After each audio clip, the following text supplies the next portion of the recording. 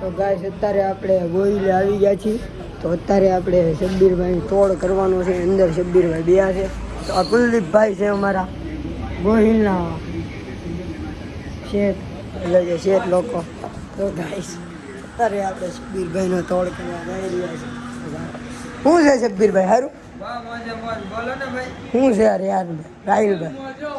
શું છે થોડા વડાનું?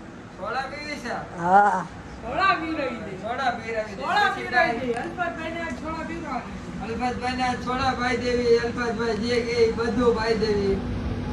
અલ્ફાઝભાઈ બોલો. બીજું કાંઈ નહીં, ખાલી સોડા પાઈ ગયો ને યાર બાપુ શબ્બીરભાઈ. કોકો દૂધ આપણને રોવાલે બાપુ સોડા પીએ.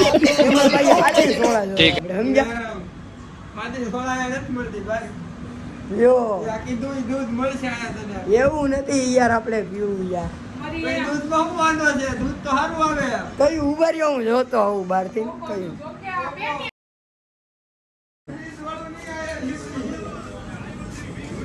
ચાલુ રાખજો.